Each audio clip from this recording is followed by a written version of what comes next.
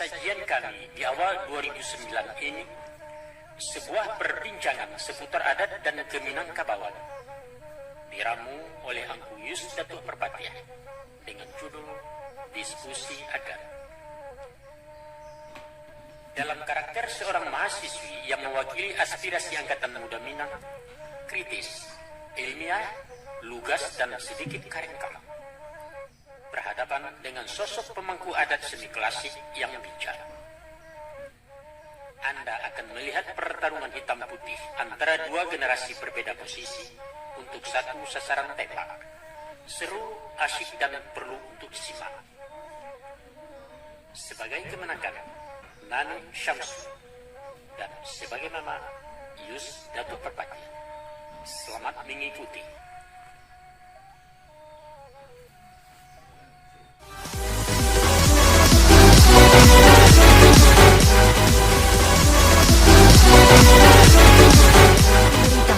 Agar Anda selalu mendapatkan video terbaru dari channel ini, sebelumnya silakan tekan tulisan subscribe yang berwarna merah, tanda like, dan ikon lonceng di bawah ini. Terima kasih.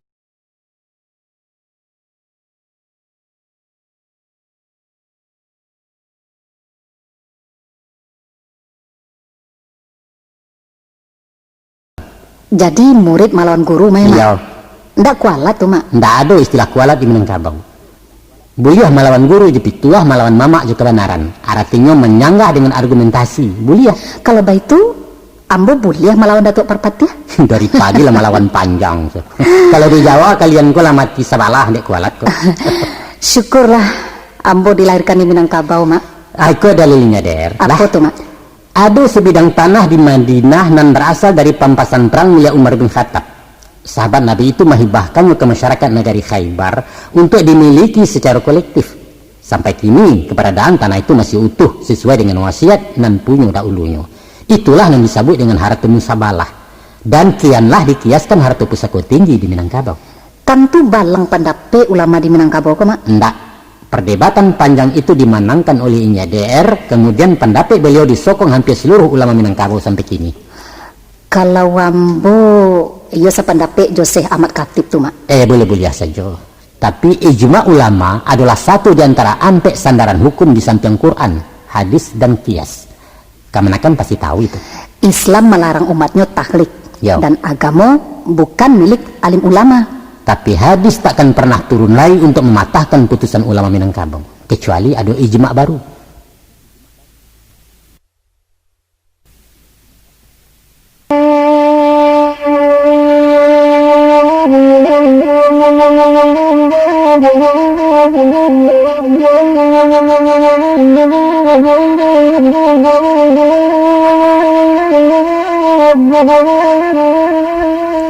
Iku bukannya ijma, karena ambo alun ulama.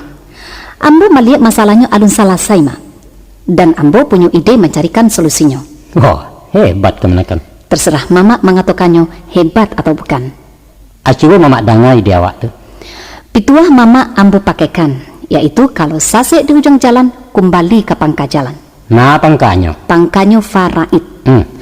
Pemuka-pemuka Minangkabau harus membuat kesepakatan baru untuk mengalihkan pewarisan harta pusaka tinggi dari kemanakan kepada anak. Kekhilafan selama nangko dianggap ya pemutihan lah. Untung-untung dosa kolektif kok diampuni dek Tuhan. Apa itu mungkin? Mbak tidak mungkin, Mak. Nan diminta kemauan dan keberanian memurnikan hukum.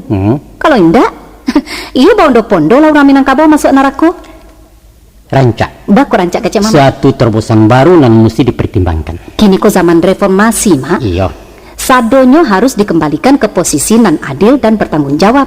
Apa menurut kemanakan merampe hak orang lain itu adil? Bukan merampe, tapi memulangkan kepada nan berhak. Nan berhak itu orang sekaum. Itu nandika dibagi-bagi, kemudian diwariskan kepada anak surang-surang. Mengkhianati wasiat itu berdosa. Asalkan melalui musyawarah, kan tidak masalah. Bersepakat dalam perbuatan dosa adalah fasik. Sebagai mahasiswa Islam, kemanakan mesti tahu bahwa yang diwariskan si mati kepada mustahaknya adalah harta pribadi. Sedangkan kepemilikan harta pusaka tinggi hanyalah amanah, hak pakai dan bukan hak milik. Nah, orang yang berhak memindahkan status dari hak pakai menjadi hak milik hanyalah si penggarap pertama sebagai pemilih awal. Kini mana orang-orang tuh? Hah? Oleh sebab itu, keberadaan pusako tinggi dengan sistem pewarisannya tidak perlu dikutak-katik lagi. Biarkanlah hanya abadi sebagaimana yang kita dapati kini. Wariskalah harta puscarian kepada anak menurut hukum Islam, dan pusakokanlah pusako tinggi kepada kemanakan menurut hukum adat. Itulah putusan masyarakat Minangkabau sepanjang sejarah. Kemudian kita kembalikan segala urusan kepada Allah, Zat nan Maha Tahu dengan segala sesuatu. Sepakat ya kemanakan? Nampak-nampaknya masalahku semacam dilema, Mak. Bak mamakan buah si malo kamu, kata orang kue. Memang kita indak berwenang menyimpangkan kepemilikan dan lah dilimpahkan nenek moyang masa saya suat. Iya. Kini ambo sabana paham kasih mama, dan ambo setuju sangat. Ada pepatah lama mengatakan, Apa tuh, Mak? kalau takut dihantu jangan lari ke kubur. Kok takut juga kata-kata usah lalu di penjemuran. Apa pula maksudnya tuh, Mak? Usah mencari barang nan elok melalui jalanan buruk, malah akan memperparah penyakit. Kalau menurut usul fikih, menghindarkan kemudaratan lebih diutamakan dari mencapai kemungkaran. Nah, kan ya betul. Adat sairi yang jauh kamu. Itulah inti sarinya adat bersandi syarat bersandi kitabullah. Terima kasih, Mak. Kini pandangan ambo mulai berubah ke Minangkabau.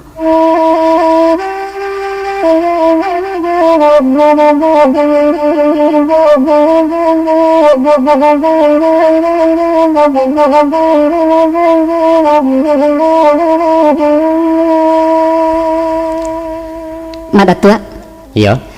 ambo kaba curito cie. Lain nama Muhammad mendangannya. Cerita tuh.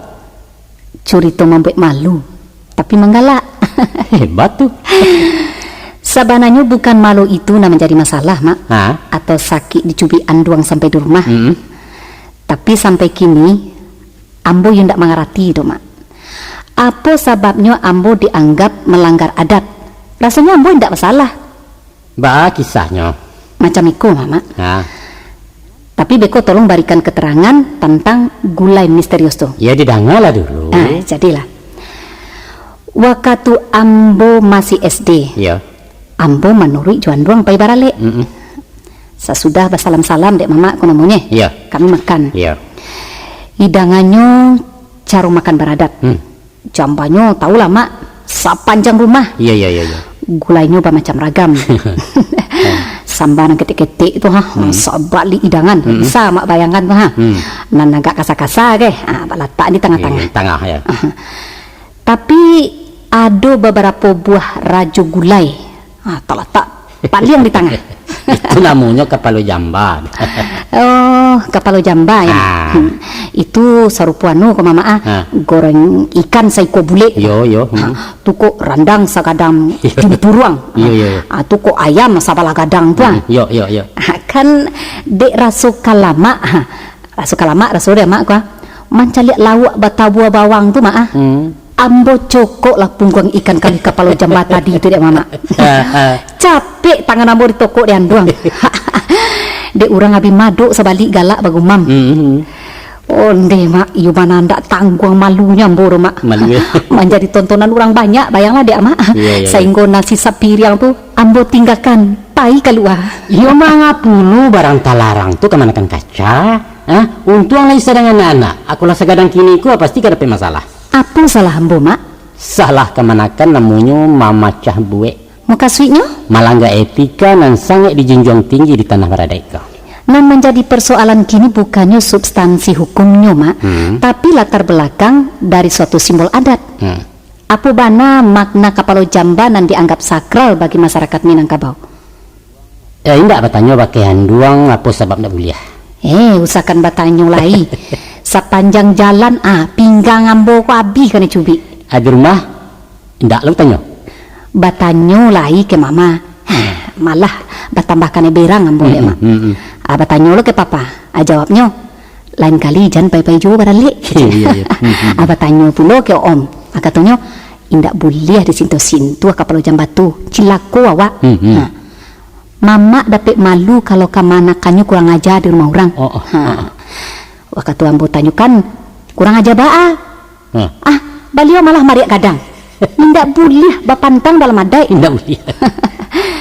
Atu mau tanyakan sababnya. Ya. Pendeknya ndak boleh katanya. Jadi Sekadar ndak boleh saja. Nah, ada datuk penghulu ndak bertanya. Lah, tapi sampai kini alun ado jawaban yang memuaskan. Ambo berpikir surang, Mak. Ya. Kalau memang indak kadi makan, ya simpan saja di belakang. Iko indak, orang dipersilakan makan, Ya. tapi gulanya ndak boleh di situ. Itu kan olok-olok namanya. Itu kan ria. Sedangkan ria berdoso. Ndak baik itu, Mak. Apa saja keterangan beliau-beliau nan pernah kemanakan terikmu?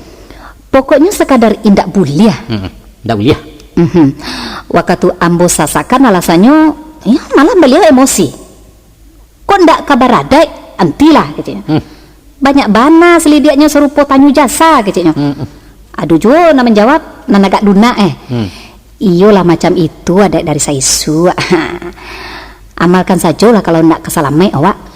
Barangkali kok cara kemanakan batanyo tu kurang sopan gaknya ndak?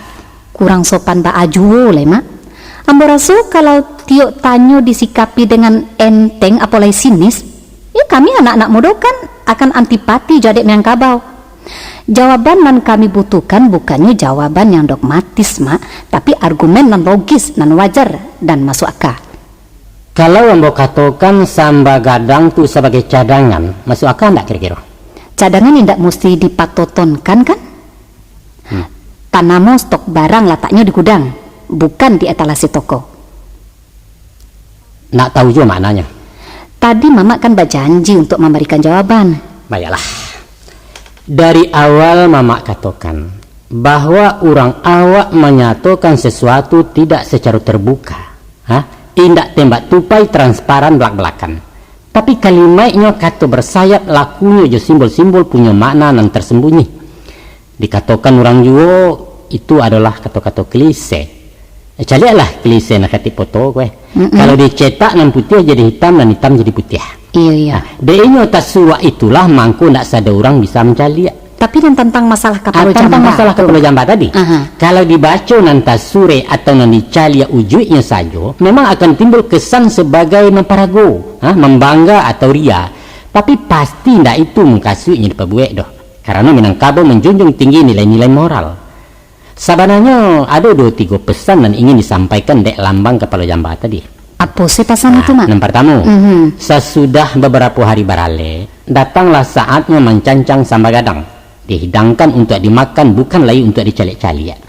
Nah, di saat itu si Marapulai sudah menepik sinyal supaya mulai berbalanjo di rumah bini lah. Usah mengamek-ngamek juga. Masuk jadi tontonan lah lewat. Kini saatnya berfungsi sebagai kepala rumah tangga pemberi nafkah. Itu cik tuh. Kalau hanya untuk menginformasikan itu, ya minta saja lah jale-jale. Kan tak parah lu main sindi-sindi segala macam gitu. Sultan, ma beti belanjo itu. Kasar ya, Mak. Bukan sekadar kasar ya. Tadi bisa-bisa ndak pulang menantu besok pagi. Sedangkan menantu baru tuh jadi pamenan ya, Mak. Tapi ada uniknya pula. Tuh, Mak. Dia lagi pitih belanjo dek menantu gue. Asim itu aku pura-pura basuh.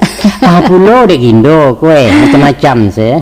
Padahal beliau dari cakul menanti-nanti kalare. Baso nak mudo kininya, Mak.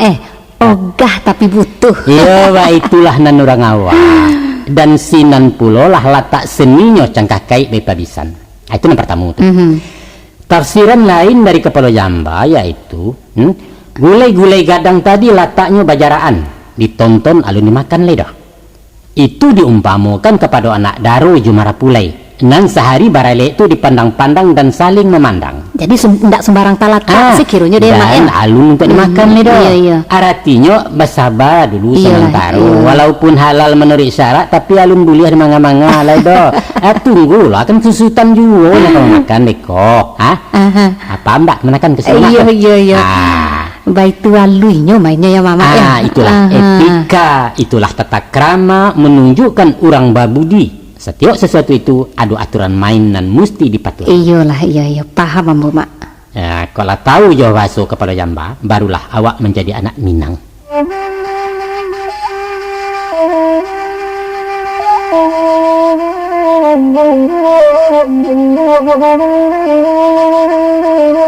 Oh,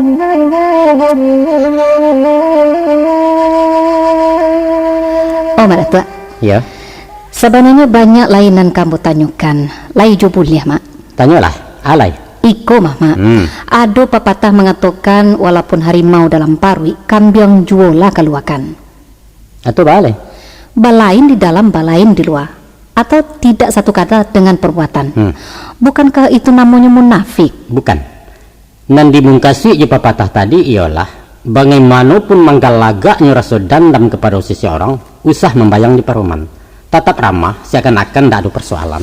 Tapi kan tidak sinkron lah hijau batin, Mak. Itu tanda-tanda ketidakjujuran. Ambo tetap mengatakan itu munafik. Jangan hanya terpaku kepada perbedaan antara lahir dan batin, tapi ambillah nilai positifnya, bahwa pepatah tadi membawa pesan moral untuk baraja mengendalikan diri. Emosi boleh meledak-ledak yang dilambangkan oleh keganasan harimau, tapi jangan sampai ditumpahkan dalam perangai. Harus dinetralisir oleh sikap damai yang dilambangkan dengan kambiang tadi. Kalau itu pepatah tadi berisi anjuran berakhlakul karimah. Iya itu, Mak. Tapi sekali, iya itu. Kalau dianggap jujur mengeluarkan setiap nanta pandam dalam hati, berbahaya pia. Bantu tuh. Nah, harimau di dalam parui, harimau juga dimuntahkan apa tidak disasahnya orang sebalik. Oh iya. Redam amarah itu pesannya. Nah, kalau dalam pantun disebutkan anak siamuak dalam padi, cukup di dalam pawarasan, sungguh baramuak dalam mati di muka usah kelihatan. Rumit juga memahami pepatah wakku ke Mama. Bingung ambo. Usah bingung-bingung, tapi barajalah arih menangko ujung kato. Nambak bunyi pantun orang, pucuk sinyali ratih, pucuk surian mudo-mudo. Di langit orang lalu linteh, awak di balik itu pulau. Nah, pepatah merupakan simpul-simpul kato yang mesti diurai, dianalisa dan dikaji. Ibarat teka-teki silang, jawabannya harus sesuai dari atas ke bawah dan dari kiri ke kanan. Kalau alun cocok, cari jo dulu sampai uswo. Tapi ada puluh pendapat mengatakan kok Maya, kalau pepatah itu artinya kato-kato untuk mematahkan kecil orang. Batu atau Mak? Oh bukan. Jadi? Pepatah itu asal katonya dari patatah. Tatah artinya tuntun, bimbing atau mengarahkan. Manatah anak-anak tagak-tagak tarau artinya menuntun sampainya pandai berjalan. Patiti berasal dari kata titi. Titi atau jambatan adalah sarana untuk menyampaikan orang ke sebalia. Jadi patah petit ya? Pepatah petiti mengkasihnya menggiring pembicaraan kepada apa yang dituju. Iya. Sifatnya komunikatif, alat sambung antara dua aspirasi. Nah, kemampuan berkomunikasi dengan bahasa klise itulah embrionya ilmu diplomasi dan akan melahirkan seorang diplomat. Sejarah membuktikan dengan kehadiran putra-putra terbaik kelahiran Minang bahwa kemerdekaan Indonesia dirabui bukan dengan senjata, bukan dia, tapi jemuncuang. Tidak mungkin Suligi melawan Gerenda, tapi awak menang di meja politik. Asia nomor undiang, anak SD pun tahu. Iya. Ambo jadi ragu juga ke Mama. Sana ragu. Apa Mak Datuk nan lihai mengecek atau ada itu bana nerancak? Walaupun profesi ambo tukang karang curito ya, tapi kini ambo ku tidak sedang mau taruh. Kalian kan anak-anak terpelajar, calon cendekiawan dan intelektual Minangkabau. Silahkan banding, silahkan kaji secara objektif. Ibarat kecil orang tua kok, gamak-gamak sebelum dipaci, kunyah-kunyah sebelum dilulu. Jangan dilutuk-lutuk. Jangan dilutuk boleh-boleh. Iya. Kok luruh manahan tiliak, balabeh manahan cubo, kok bana manahan bandiang. Nyampang kok ambo dan tersalah itu rek kebodohan Datuk Perpati ya. Tapi kok lai tersabit dengan bana, itulah kebenaran dari adat Minangkabau.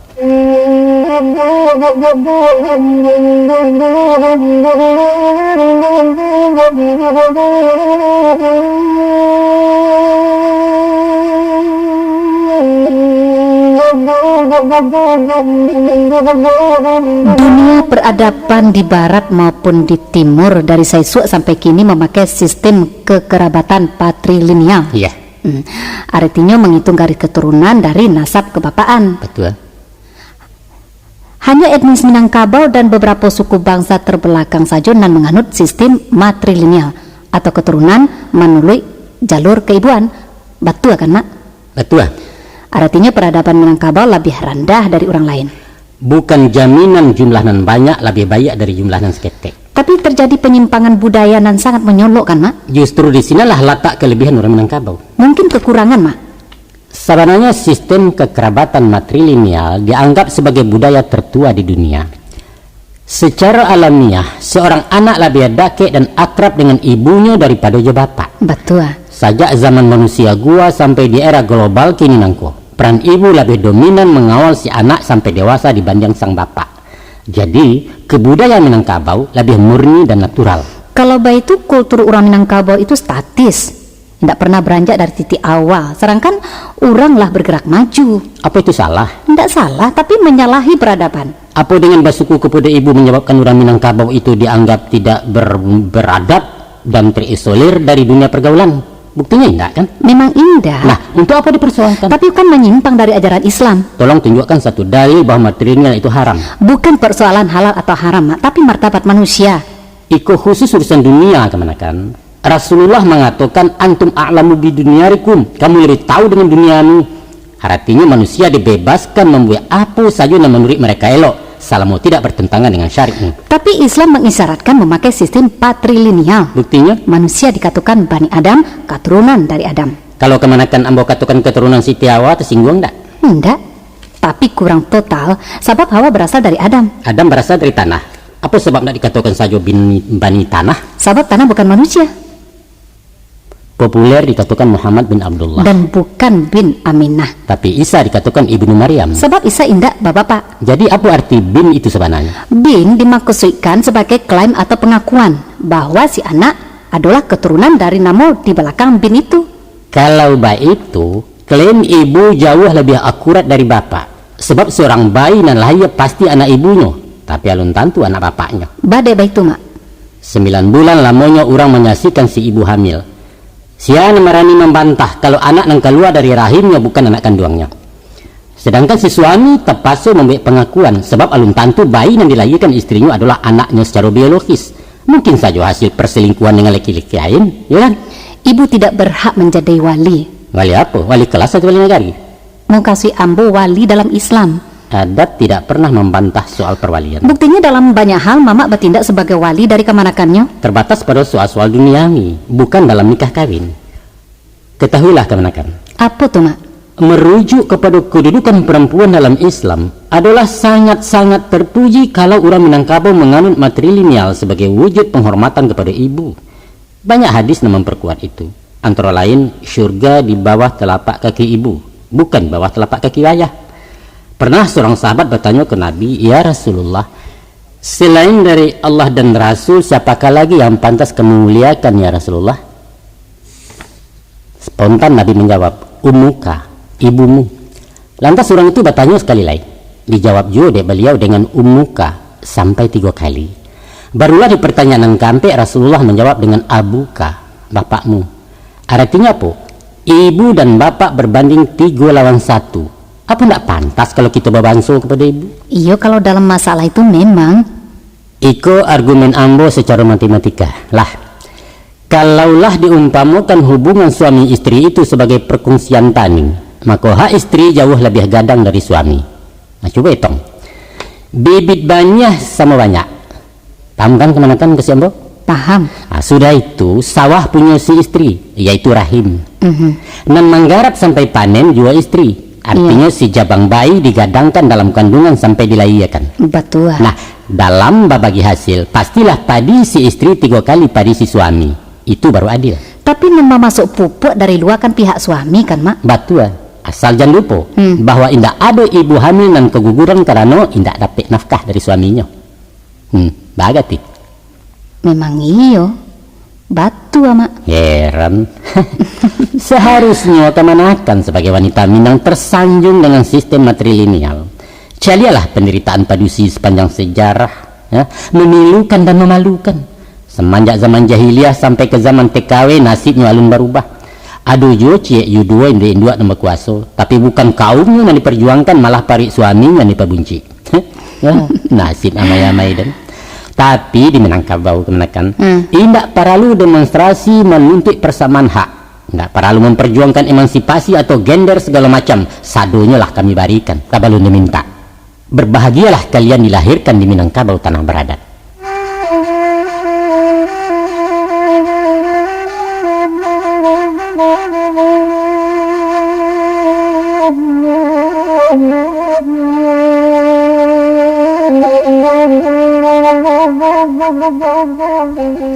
Labut, ada satu pepatah nan sangat kontroversial. Atau Hampir ada orang menafsirkan sebagai gambaran orang cilua, orang licik, curang, pengkhianat, dan macam-macam. Katanya, ikulah pepatah nan mesti dibuang. Bahkan ada nan menyebutnya itu bukan pepatah, tapi kata-kata preman. apa awalnya? Yaitu, taimpi nak di atas, taku ruang nak di luar. Oh itu. Memang banyak yang menilainya negatif. Nan parahnya, ada nama memandangnya pepatah itu lukisan dari watak orang awak dan memang serupa itu. Dalia. Baan sabananya, Mak. Terjadi satu kekeliruan interpretasi nan fatal akibat orang membaca secara harfiah, sehingga basuhlah sosok yang bertolak belakang dengan pesan yang dikandungnya. Sayang sekali. Itulah akibatnya kalau hanya membaca nan tasure, maliek nan nampak, maresek nan terasa. Kata mama tadi, indak boleh melihat nan nampak. Bukan tak boleh ya, tapi tunggu diyakini sebagai sesuatu nan ado. Tak salah tuh, Mak. Ndak? Agak sulit ambo menangkuknya, Mak. Betul. Sebab siapapun tahu, kalau nan dicale itu adalah rupo, nan didanga adalah bunyi, dan nan diawai adalah raso. Rupa yang dicali hanya sebatas pandangan mata lahir, bukan mata batin. Sedangkan alat pancaliak nan bernama mata indak salamanya jujur. Acuk begitu. Orang rabun barangkali itu, Mak. Bukan, malah pandangan orang buta lebih parang dari pandangan orang nyalang. Sebab apa? Sebab mata batinnya difungsikan. Maaf, Mak. Ambo bantah penapik mama baharasonyo alat panca indera itu pembohong. Itu pelecehan terhadap ciptaan Allah. Justru di sinalah letak keagungan Tuhan. Panca indera hanya sekadar alat bantu. Sedangkan hasil rasa dari panca indera dikirim ke otak untuk dipereso dan diolah. Kemudian diturunkan balik ke hati untuk dipahami. Itulah yang dinamakan rasa dibawa naik, pareso dibawa turun. Ambo yang ingin bukti, Mak. Pernah kau kemanakan tagak di tepi pantai di malam hari? Pernah. Menampak lampu kapal ijo-ijo di tengah laut sedang menuju dermaga di dakek kemanakan tagak? Taruhlah. Tidak lama kemudian kapal mendakek dan marapek. Acur jawab dengan jujur. Batu aku lampu kapal itu ijo-ijo macam nampak tadi. Ndak betul. Maku batu itulah mata kemanakan. Oh. Nah tagaklah di antara dua rel yang membentang jauh. Kemudian layakkan pandang ke arah nun jauh di sana. Sasayuk-sayuk mata memandang. Maka nampaklah di ujung kedua rel basobok di satu titik dan menyatu menjadi satu. Tapi coba jalani kemanakan. Sampai pun ke stasiun di sampai akhir penantian. Ujung rel indak menyatu dan takkan pernah bersatu selama ada lokomotif. Satu bukti kebohongan.